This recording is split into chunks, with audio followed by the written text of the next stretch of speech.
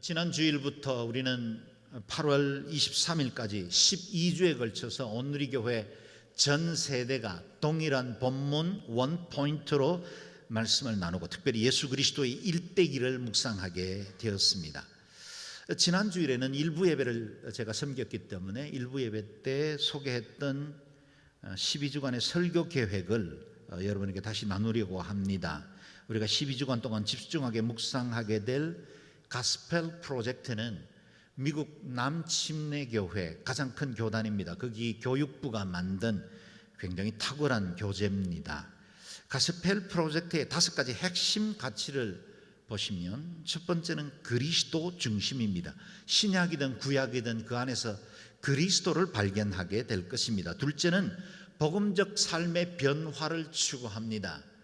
언제나 말씀은 한 개인에게 맞닥뜨려졌을 때 그의 인생과 삶, 마음의 태도를 변화시키는 능력입니다. 그래서 복음적 삶으로 안내합니다. 셋째는 바른 교리를 기반으로 합니다. 오늘날 같이 이단이 성행하는 때에 건강하고 균형 잡힌 교리를 통해서 영적 분별력을 길러주게 될 것입니다. 넷째는 선교적 적용을 추구합니다.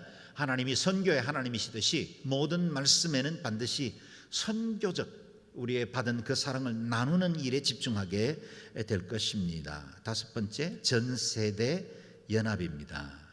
교회와 가정이 연합하여 모든 세대가 동일한 말씀으로 영적 성장을 이루도록 돕습니다. 그래서 이 가스펠 프로젝트는 주일날 예배를 통해서 들은 말씀을 가정의 자녀들과 함께 나눔으로 신앙교육의 주체가 교회가 아니라 가정이라는 사실을 깨닫게 하는 것이 중요한 것입니다. 가스펠 프로젝트는 신약과 구약의 각각 6개씩 도합 12개의 단원으로 이루어져 있습니다. 그 가운데 우리는 신약의 첫 번째 위대한 복음편 12주 과정을 배워가게 될 것입니다.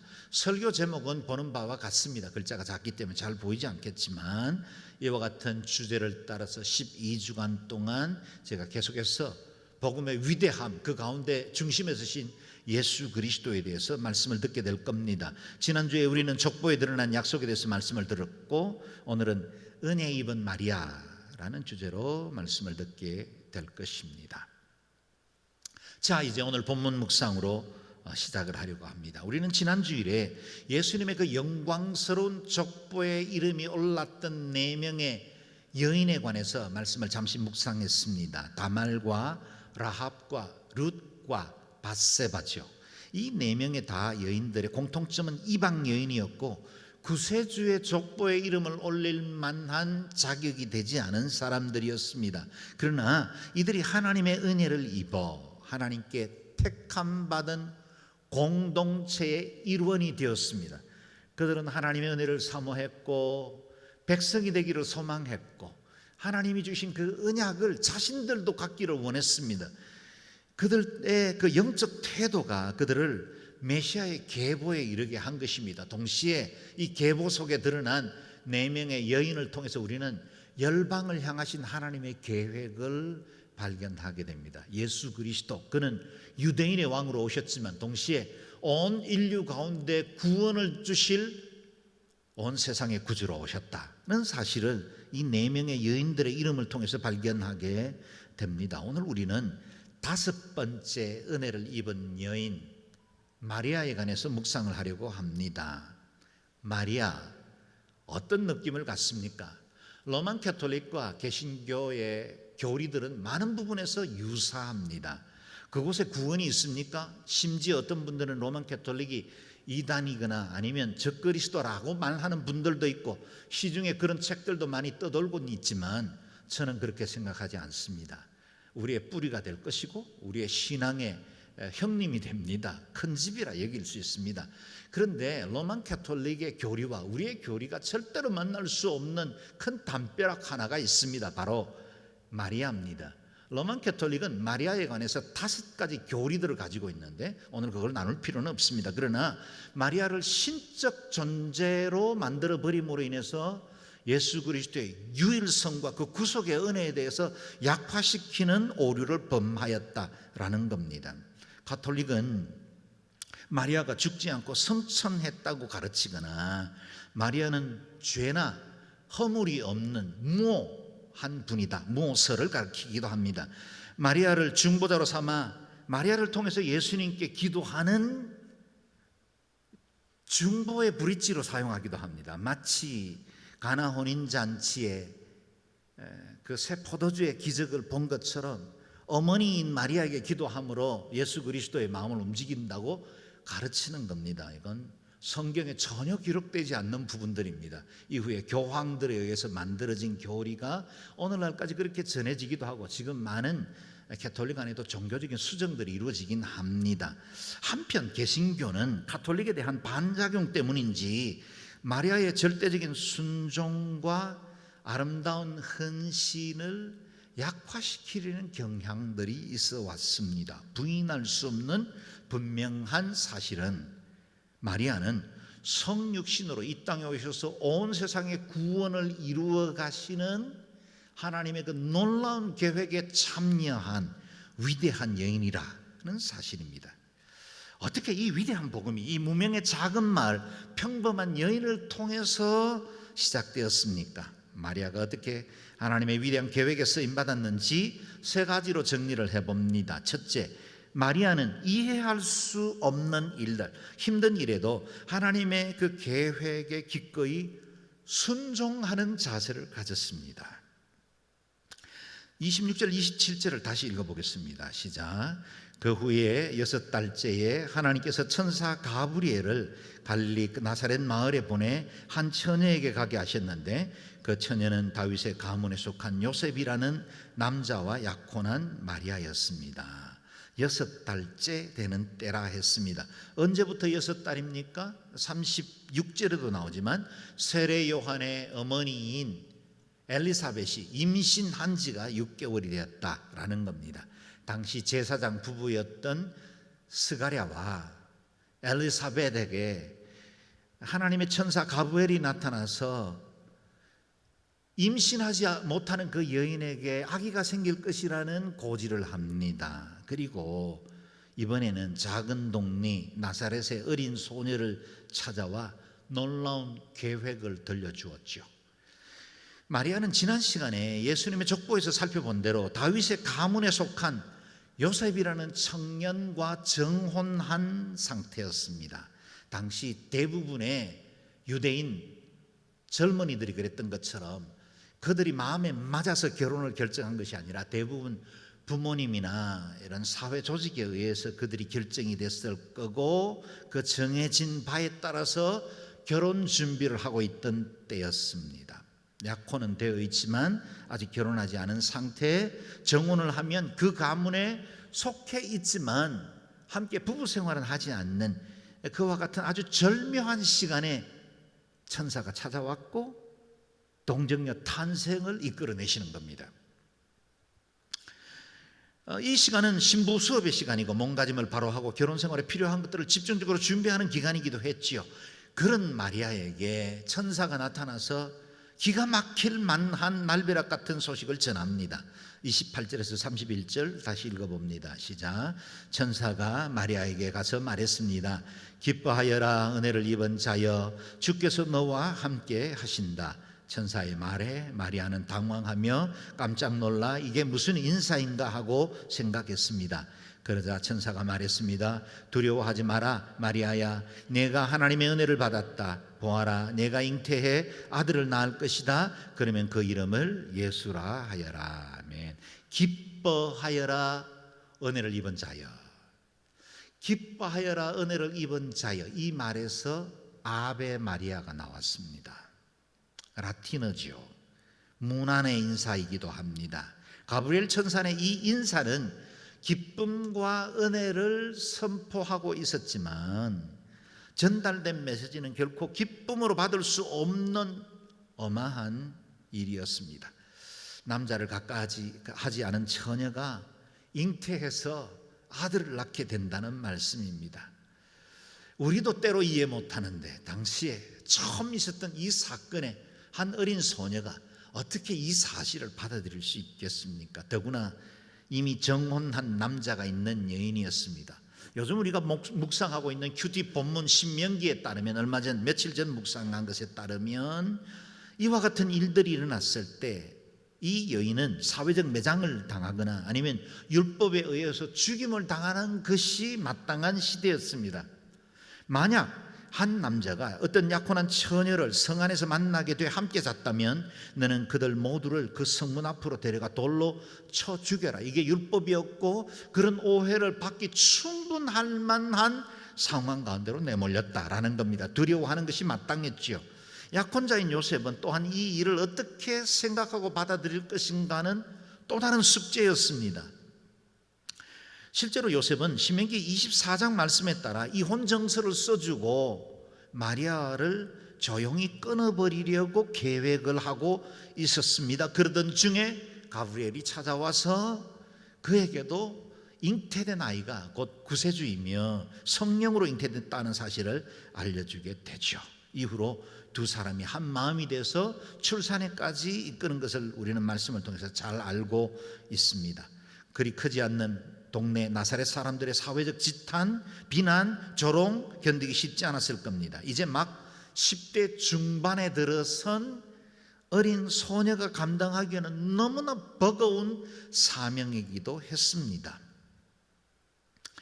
천사 가브리엘은 이 같은 소식 앞에 두려워 떨고 있는 마리아를 위로하기 위해 너는 은혜를 입은 자다, 은혜 입은 자라 말하고 다시 확신시켜 주기를, 마리아야, 내가 하나님의 은혜를 받았다.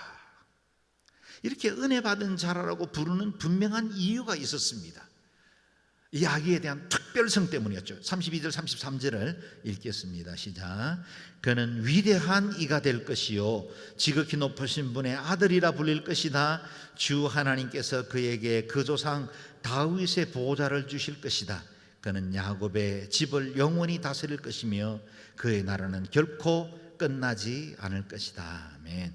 장차 마리아의 몸에서 태어나 자라게 된 그 아기는 이스라엘 백성들이 오랫동안 대망하고 사모해왔던 바로 그 메시아, 구약 성경에 반복적으로 직간접적인 350회의 예언이 되었던, 그래서 중간사 약 400년 기간을 통해서 이스라엘은 목마르고 또 사모함으로 기다려왔던 그 메시아가 마리아의 몸을 통해서 태어날 것이라는 이 어마어마한 말씀, 계시가 임하게 된 것입니다.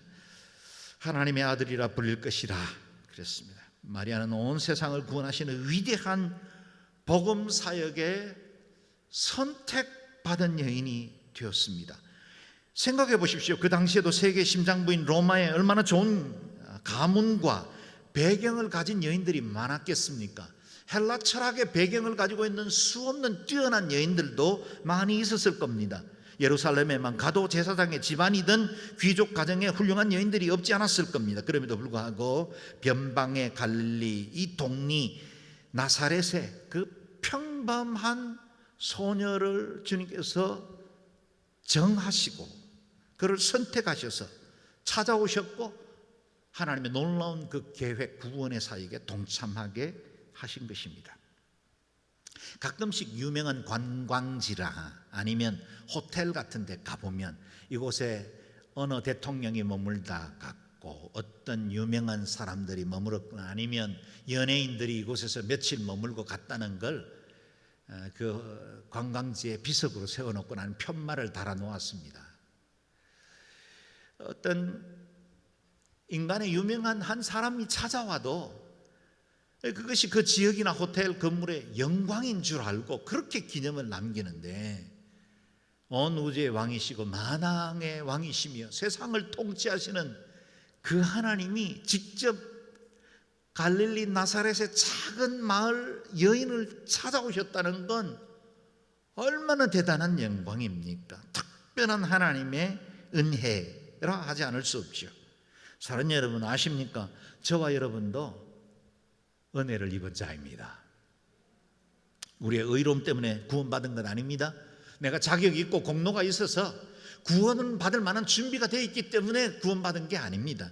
하나님의 전적인 은혜가 우리를 향하고 계셨던 것이요, 내가 비교 종교학 공부해서 종교를 선택하고 그나마도 기독교가 제일 합리적이고 종교 생활하기도 좋더라 그래서 선택한 기독교가 아니라는 거예요. 저와 여러분이 이 자리까지 올 동안 하나님의 기가 막힌 섭리와 놀라운 계획이 있었고, 오늘 우리가 이렇게 하나님의 자녀로 예배하는 영광과 특권을 누리게 되었습니다. 하나님께서 전적으로 선택하셨는데, 우리가 모태에 조성되기도 전에, 우리 부모님이 내게 이름을 붙여주기도 전에 하나님이 우리를 아셨고 지명하여 부르시고 우리를 구속하셔서 하나님의 친백성 삼아주신 것입니다. 기뻐하십시오. 여러분은 은혜를 입은 자들입니다. 아베 마리아 그렇게 인사하듯이 저와 여러분에게도 하나님의 은혜와 그 축복이 임했기 때문에 특별한 은총을 누리는 사람이 된 줄로 믿습니다. 여러분은 믿음으로 인해 은혜로 구원받았습니다. 이것은 여러분에게서 나온 것이 아니요 하나님의 선물입니다. 행위에서 난 것이 아니니 아무도 자랑하지 못하게 하려는 것입니다. 공로가 없습니다. 자랑할 게 없습니다. 믿음으로 말미암아 은혜에 의한 구원이 주어졌고, 우리는 그냥 그걸 수령한 존재입니다. 구원은 언제나 수동태입니다. 은혜도 수동태입니다.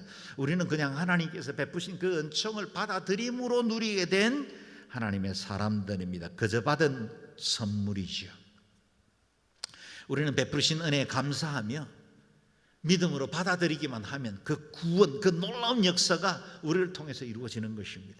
예수님은 너희가 나를 택한 것이 아니요 내가 너희를 택하여 세웠다고 말씀하십니다. 이 전적인 은혜, 이 일방적인 은혜를 받은 것, 그것을 아멘으로 받는 게 구원입니다. 그게 천국입니다. 그게 신분의 변화요 하늘의 영광스러운 은혜를 누리는 비결입니다. 저와 여러분도 은혜 받은 자입니다. 그 은혜 하나님 앞에 감사함으로 살아갈 수 있기를 바랍니다. 보십시오. 하나님의 은혜가 마리아를 선택하신 이유가 무엇입니까? 은혜가 그냥 아무에게나 임했겠습니까? 번개가 그 힘을 끌어당기는 물체에 부닥기듯이 하나님의 은혜도 그 수많은 여인들 가운데 특별히 마리아를 찾아가신 이유는 그녀의 심령 속에 하나님의 은혜를 순종으로 받을 수 있는 마음의 태도가 있었기 때문입니다. 하나님이 마리아를 선택하셨다면 거기에는 우연도 없고 실수도 없습니다. 하나님이 저와 여러분을 선택하셨다면 거기에는 우연도 없고 실수도 없는 줄로 믿습니다. 마리아가 어떻게 이 은혜를 받았는지 38절 말씀을 읽어보겠습니다. 시작. 그러자 마리아가 대답했습니다. 보십시오. 저는 주의 여종입니다. 당신의 말씀대로 제게 이루어지기를 원합니다. 그러다 천사가 마리아에게서 떠났습니다. 아멘. 마리아의 위대함이 이 짧은 말씀 속에서 드러납니다. 마리아는 자신에게 일어난 이 엄청난 사건을 하나님의 주권으로 받을 줄 알았습니다. 보십시오. 저는 주의 여종입니다. 주인이 명하는 대로 움직입니다. 주인이 시키는 대로 순종합니다. 하라 하면 합니다. 멈추라면 멈춥니다. 저는 제 삶의 주인이 따로 있는 걸 압니다. 여종일 뿐입니다. 이런 고백을 통해 하나님의 그 은혜, 특별한 선택이 이루어졌을 때 모든 위험과 어려움들을 내려놓고 그대로 그 사실을 받아들인 것입니다. 이후에 일어날 위험과 고통 계산하지 않았습니다. 하나님 말씀하시거든요. 하나님께는 불가능한 일이 전혀 없다. 하나님 그렇게 말씀하셨다면 하나님 책임지실 줄로 믿었던 겁니다. 주님께서 말씀하셨다면 무슨 이의를 달고 변명할 수 있겠습니까? 말씀하신 그대로 순종하겠다고 고백한 것입니다. 여기 재미있는 대조를 한번 보십시오. 천사 가브리엘이 제사장 직무를 감당하던 스가랴를 6개월 전에, 그것도 성전 안에서 찾아가셨어요. 하나님의 그 은혜가 가장 집중적으로, 주님의 임재가 강력하게 임하는 그 성전 안에서 자신에게 당한 순서를 담당하고 있던 중에 주의 천사가 찾아가서 말을 합니다. 네 아내에게 아들이 있을 것이다. 근데 스가랴는 못 믿었어요. 그걸 받아들이지 못함으로 인해서 아들 세례 요한을 낳기까지 너는 벙어리가 될 것이다. 그것으로 하나님의 그 은혜의 말씀에 대한 불신의 징계를 주었죠. 그런데 이 갈릴리의 어린 여인이 촌부 마리아가 이 엄청난 계획을 듣자마자 저는 주의 여종입니다, 말씀하시면 제가 순종하겠습니다. 이 엄청난 대조를 보십시오. 엘가나의 아내였던 한나는 주의 회막에 올라가서 눈물로 기도합니다. 하나님, 제게도 아들을 주십시오. 그 기도가 얼마나 절실하고 깊었던지 영적 분별력이 사라져버린 제사장 엘리의 눈에는 술 취한 것처럼 보였습니다. 놀랍지 않습니까?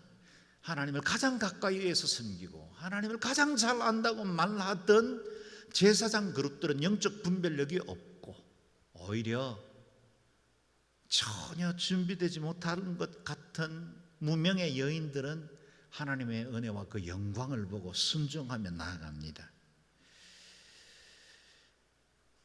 제사장이 중요하겠습니까? 목사면 괜찮습니까? 장로면 다 된 겁니까? 권사이면 믿음의 경지에 이런 것입니까? 그렇지 않다는 걸 보여주고 있죠. 내 신앙의 연조가 중요하지 않습니다. 내가 얼마만큼 성경을 많이 암송하고 있고 알고 있느냐도 중요하지 않는다는 거예요. 하나님의 말씀 앞에 내가 어떻게 반응하는가, 그것이 내 이성을 뛰어넘은 일이라 할지라도, 사람의 생각과 판단, 내 경험에서 이해되지거나 용납되지 않는 일이라 할지라도 그것을 믿음으로 받을 줄 아는 사람들을 통해서 하나님 일하십니다. 하나님은 자신을 내려놓고 하나님의 계획을 믿음으로 받아들이는 사람들을 통해서 일하십니다. 하나님의 말씀을 있는 그대로 받아들이는 순전한 믿음이 기적도 만들어냅니다. 능력도 이루어냅니다. 마리아는 스스로도 이해하기 힘든 하나님의 계획을 받았지만 믿음으로 자신을 내어 맡겨 버렸습니다. 이후에 예수 그리스도, 온 세상의 구주를 낳은 위대한 어머니 성모라 그렇게 기억되는 여인이 되었습니다.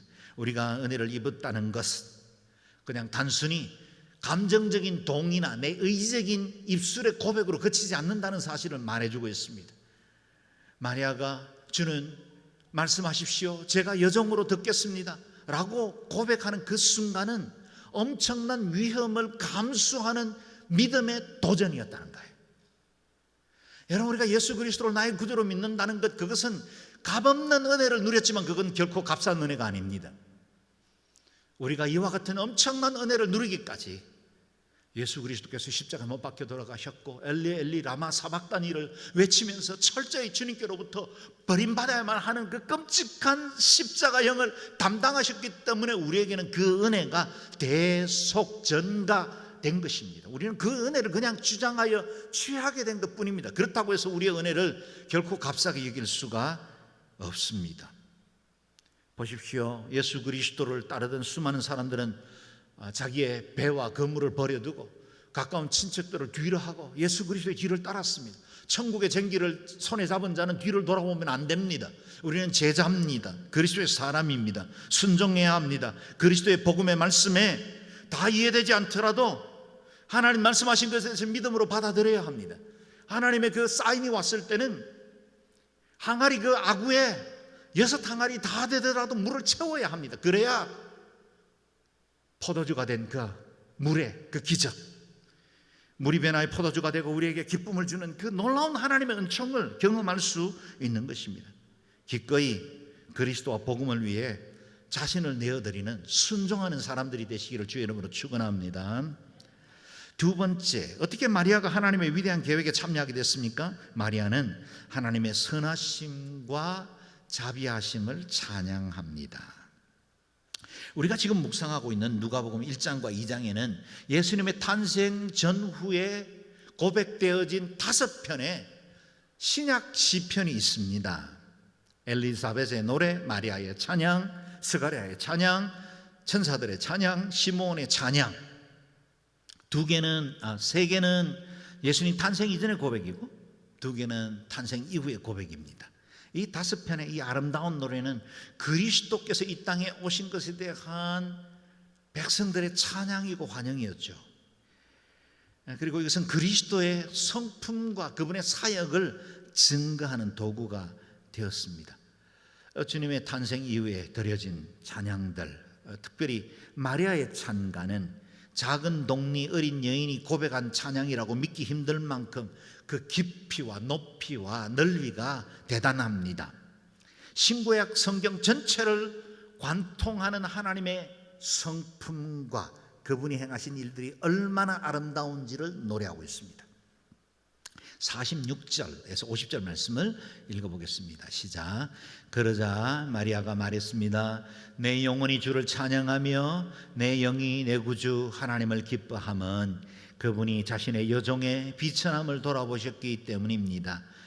이제부터 모든 세대가 나를 복있다고 할 것이니 이는 전능하신 그분이 내게 위대한 일을 하셨기 때문입니다. 그분의 이름이 거룩하시며 그분의 자비는 그분을 경외하는 사람들에게 대대로 이어질 것입니다. 아멘. 이와 같은 마리아의 순종 이후에 그가 하나님 앞에 드린 유명한 찬양 마리아의 찬가 전반부입니다. 마리아는 자신이 직면한 두려운 환경에서 눈을 돌려 뜻을 정하고 하나님께로 그 마음을 향하기 시작할 때부터 그 속 깊은 곳으로부터 찬양이 터져 나옵니다. 나사렛 이 비천한 여인에게 임한 하나님의 특별한 은혜에 감사와 찬양을 드립니다. 그런 고백입니다. 내 영혼이 주를 찬양하며 내 영이 내 구주 하나님을 기뻐합니다. 찬미의 시작은 이렇게 자신에게 임한 은혜로부터 출발합니다. 이 영광스러운 일에 자신을 선택해 주신 것에 대한 감사의 고백이죠. 그 누구보다 마리아는 하나님의 자비하심을 입은 사람 중에 하나가 아니겠습니까? 무명의 소녀가 오고 가는 모든 세대들에게 복된 여인이라고 불림을 받을 만큼 큰 은총을 누린 여인이 되었죠. 처음에는 개인적인 감사에서 시작하지만 점차 이 노래는 예언적 계시로 발전합니다. 그리고 이 노래는 메시아의 사역을 노래하는 고백이 됩니다. 하나님의 아들이 육신을 입고 이 땅에 오셨는데 그것만으로도 엄청난 기적과 놀라운 일들인데 시간과 공간의 한계를 뛰어넘는 영원하신 하나님이 시공 속으로 들어오셨다는 것만으로도 엄청난 기적인데 바로 자신의 몸 안에서 그 하나님의 임재, 축복의 통로가 됐다는 것이 얼마나 영광스럽고 감격적인 일이었겠습니까? 이 감사의 고백은 점차 하나님의 어떤 분인지를 증거하는 찬양으로 옮겨갑니다. 하나님은 전능하십니다. 그분의 이름이 거룩하십니다. 그 자비가 끝이 없으십니다. 수많은 시편의 구약의 시편들의 고백과 맥을 같이 하죠. 그 가운데 시편 103편 말씀만 일부 읽어보겠습니다. 시작. 그러나 여호와의 사랑은 영원에서 영원까지 여호와를 경외하는 사람들 위에 있고 그 의인은 자녀의 자녀들 곧 그 언약을 지키고 계명을 기억하고 순종하는 사람들에게 이를 것이다. 아멘. 하나님의 선하심과 자비하심이 이제 인류 가운데로 임했고 이 임한 그 자비는 영원에서 영원까지 자녀들에서 또 다른 자녀에까지 이어지게 될 것이다 라고 말하는 것입니다. 은혜란 자격 없는 사람에게 값없이 주어지는 일방적 혜택이 아니겠습니까? 사망의 그늘진 곳에 생명의 빛이 임한 것입니다. 자기 백성에게 오셨으나 영접하지 않고 도리어 배척하고 피하여 숨었지만 하나님의 그 끊임없는 사랑이 영원한 사랑이 우리를 추격하셨고 우리를 구원해낸 그 놀라운 은혜였습니다. 그 사랑 때문에 저와 여러분 아시아의 이 작은 나라에 살고 있는 우리에게도 구원이 있습니다. 임한 것입니다. 이 자리에 우리와 함께 예배하는 우리 선교사님들이 찾아간 그 현장마다 그렇게 구원이 이루어지는 겁니다. 마리아의 순종은 그 자비와 그분의 인자하심을 세상 가운데 드러내는 도구가 된 것입니다. 저와 여러분이 구원받았다는 것은 우리의 구원받은 그 은혜로 감사하고 만족하는 것에 그치지 않고 그 은혜는 하나님의 성품과 거룩과 그 은혜를 아직도 이 사랑 알지 못하는 사람들에게 증거할 사명을 가졌다는 걸 보여주고 있습니다. 세 번째, 마리아가 하나님의 위대한 계획에 어떻게 참여하게 되었습니까? 마리아는 자기 백성들을 향하신 하나님의 계획을 확신합니다. 51절에서 55절 말씀을 읽어보겠습니다. 시작.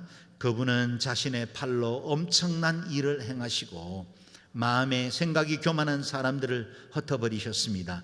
그분은 통치자들을 왕좌에서 끌어내리시고 낮은 사람들을 높여주셨으며 배고픈 사람들을 좋은 것으로 배불리시고 부유한 사람들을 빈손으로 보내셨습니다.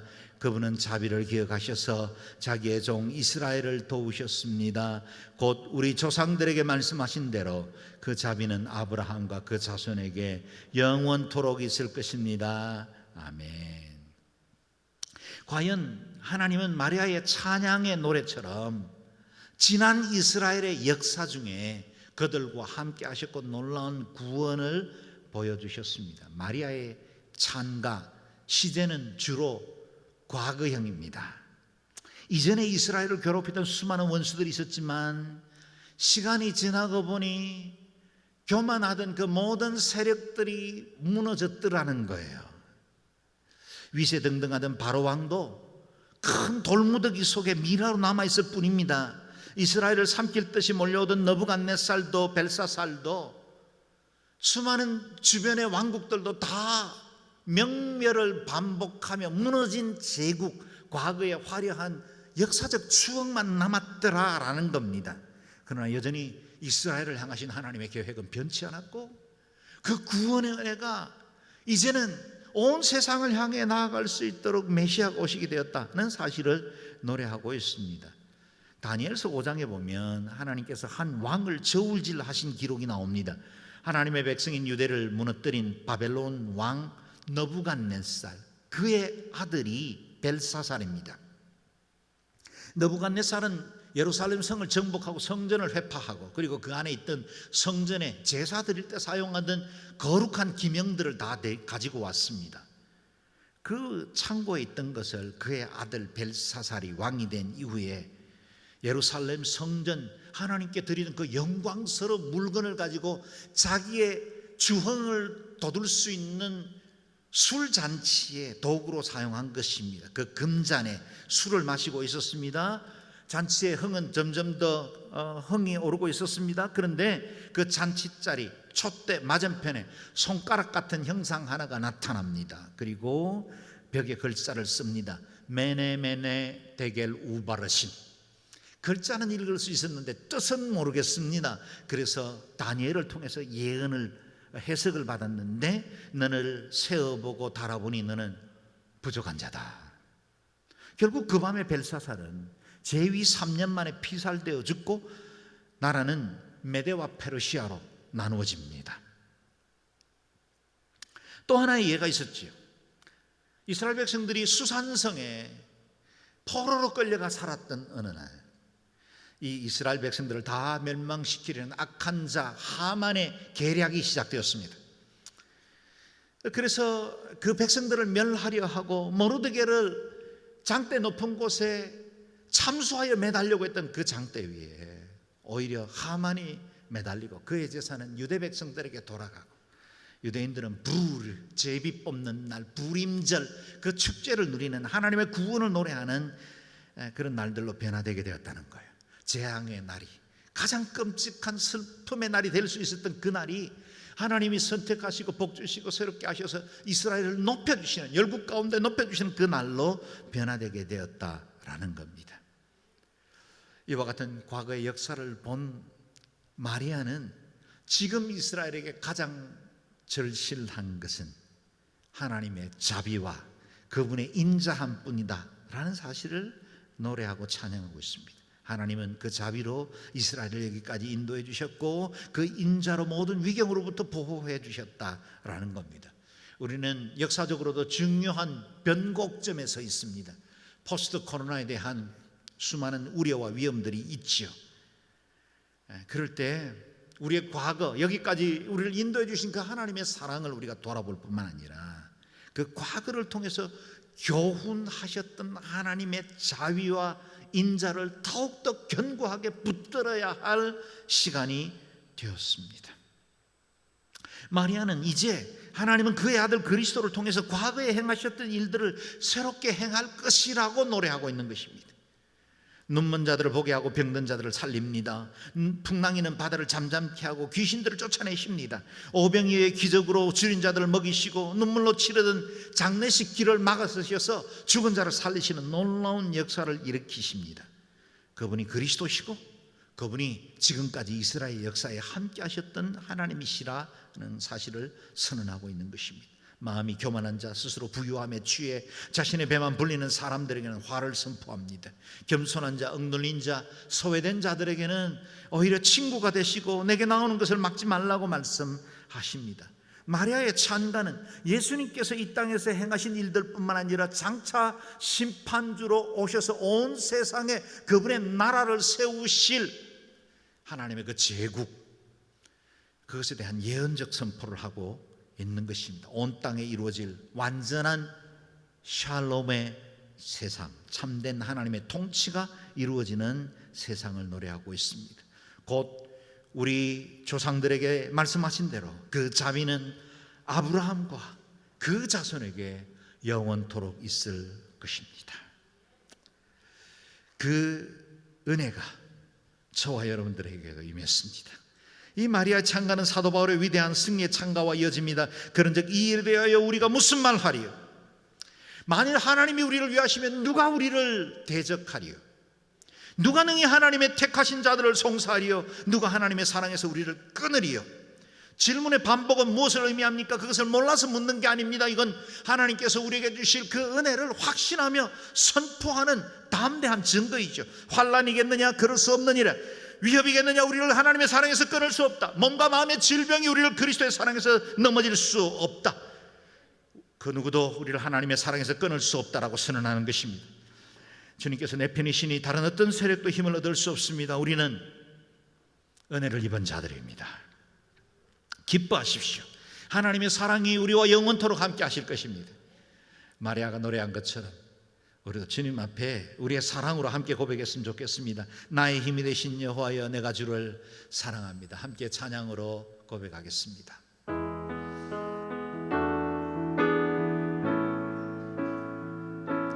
나의 힘이 되신 여호와여, 내가 주님을 사랑합니다. 주는 나의 반석이시며 나의 요새시라. 주는 나를 건지시는 나의 주, 나의 하나님, 나의 피할 바위시요 나의 방패시라. 나의 하나님, 나의 하나님, 구원의 뿌리시요 나의 산성이라. 아멘. 나의 하나님, 나의 하나님, 그는 나의 여호와, 나의 구세주. 나의 힘이 되신 여호와여, 나의 힘이 되신 여호와여, 내가 주님을 사랑합니다. 주는 나의 반석이시며 나의 요새시다. 주는 나를 건지시는 나의 주,